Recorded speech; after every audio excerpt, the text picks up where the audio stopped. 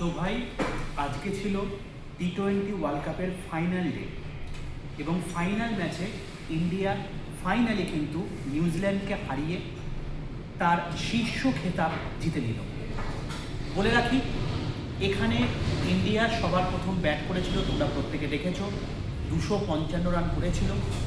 তার এগেনস্টে 19 ওভারেই all out হয়ে গেল 159 রানে নিউজিল্যান্ড। এবার ম্যান অফ দ্য ম্যাচ কে হবে বা কে ঘোষিত হলো, তোমরা কমেন্ট সেকশনে লিখে জানিও। একটা কথা তোমাদেরকে বলি, এখানে ইন্ডিয়া জিতেছে, ভারতবাসী হিসাবে আমরা যথেষ্ট পরিমাণে গর্বিত, কিন্তু এই গর্বটা ততক্ষণ পর্যন্তই থাকবে যতক্ষণ পর্যন্ত পায়ের মাটি শক্ত রয়েছে। তো আমাদেরকেও কিন্তু পায়ের মাটি শক্ত করতে হবে। তোমাদের মধ্যে অনেকেই আছো যারা প্রত্যেকটা মুহূর্তে চেষ্টা করছো সরকারি চাকরির প্রিপারেশান নেওয়ার। তো আমি বলতে পারি যে কেবলমাত্র 4টে সাবজেক্ট পড়ে এখন বর্তমানে কিন্তু সরকারি চাকরি পাওয়া যায়, এবং সেটাও কিন্তু 1 বছরের মধ্যেই।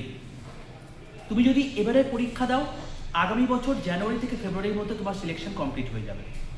তো তুমি যদি চাও সেরকম সিলেকশন পেতে, তো অতি অবশ্যই এই যে ভিডিও দেখছো, এই ভিডিওর নিচে দেখো একটা রিলেটেড ভিডিওর লিঙ্ক চলে গেছে। সেই লিঙ্কটায় ক্লিক করলে ডাইরেক্টলি তুমি বড় ভিডিওটা দেখতে পেয়ে যাবে।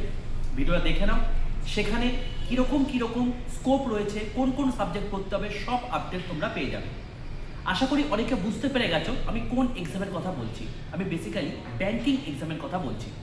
আর হ্যাঁ, এই ব্যাংকিং এক্সামে তোমাদের কিন্তু যদি ঘাঁটি কাটতে হয়, তোমাদের কিন্তু পড়াশোনাটা ঠিকঠাক করে করতে হবে। আগামীকাল থেকে তোমাদের ব্যাংকিং রিলেটেড একটা স্পেশাল ফাউন্ডেশন ব্যাচ শুরু হচ্ছে।